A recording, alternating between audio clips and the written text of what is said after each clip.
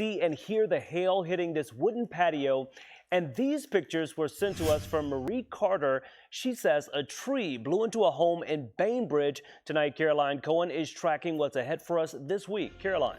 Yeah, things are a little bit quieter now because we've lost that breeze, but up next, more rain returning. If you haven't seen those spotty showers, they're coming. You could see our eastern communities just now starting to get it, actually getting a little bit of that mix further north into Delaware and Marion, already some spots of spotty snow showers. And then the further west you go, you could see that mix moving in. So right now, the Dayton area, they're seeing that snow and rain, and eventually we're going to see that too. Now, right now, those temperatures, not too bad. We're anywhere from those upper 30s to low 40s, but as you head out the door tomorrow, it's going to be chilly in the 30s. Now, you're going to want the layers. You're also going to want waterproof shoes because while I'm not tracking major accumulations, it is going to get soggy because we're dealing with this rain, then mostly snow overnight. So I'll break down those details coming up in just a few minutes. But of course, we can help you track the weather right down to your neighborhood at any time. Just download our free Ohio Weather app, search Ohio WX on the App Store, and you can get it on Google Play. The First Warning Weather team is on your side, and did I mention that is free, so no excuses there. All right, thank you, Caroline. The hustle and bustle of the holidays on full display at John Glenn International today. Airports across the country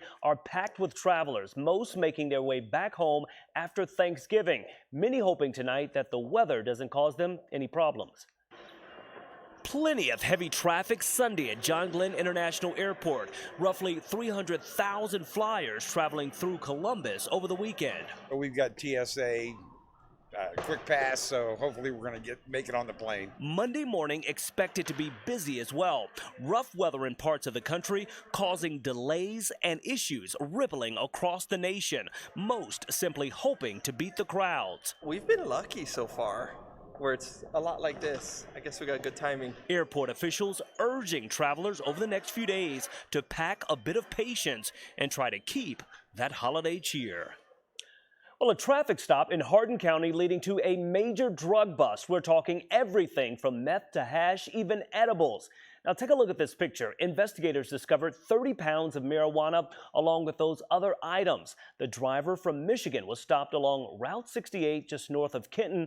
He was arrested and charged. That investigation is ongoing tonight. And developing tonight, this week, the House Intelligence Committee will be releasing a report into the impeachment investigation into President Trump. A public hearing is set for Wednesday. Molly Henneberg has the very latest. Republicans on the House Judiciary Committee say they won't have much time to read the Intelligence Committee's report before the next round of impeachment hearings begins, because they won't get the final report until late Tuesday, and the hearings begin on Wednesday. This is what the next few days look like. On Monday, the House Intelligence Committee members will review the report by Committee Chairman Democrat Adam Schiff.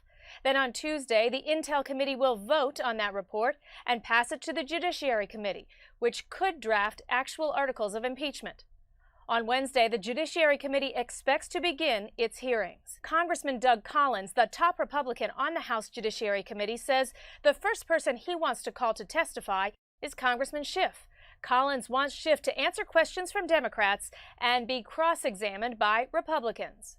He needs to be. He's put himself into that position. If he chooses not to, then I really question his veracity and what he's putting in his report. I question his, the motives of why he's doing it. It's easy to hide behind a report. It's easy to hide behind a gavel in intelligence committees, behind closed-door hearings. But it's going to be another thing to actually get up and have to answer questions about what his staff knew, how he knew, what he did about the whistleblower report. Democrats have been indicating that they want all this wrapped up this month before the new year, the new election year, begins. Well, no timeline has been set. As a member of the House Democratic leadership and a member of the Judiciary Committee, I can tell you that the only thing that Speaker Pelosi has said, and she said a very solemn, somber, and serious tone, is that we are going to proceed expeditiously. That's because this matter relates to a matter of urgent concern that was set forth by the Inspector General to the Intelligence Committee, another Trump appointee, and we're just going to be guided by the truth. The Judiciary Committee is expected to start on Wednesday with 4 legal experts discussing whether this case rises to the level of impeachment. Republicans already are crying foul because 3 of those legal experts support impeachment in this case, and only 1 does not. In Washington, Molly Henneberg, Fox News. A grandmother accused of forging custody documents in connection with the Pike County massacre will be back in court tomorrow. Rita Newcomb's trial was set to start 2 weeks ago in Pike County, but at the very last minute, it was delayed. Monday, she'll be in court for a hearing. Newcomb is accused of forging documents that appointed guardians for her 2 grandchildren. In her case, of course, that's where the parents died.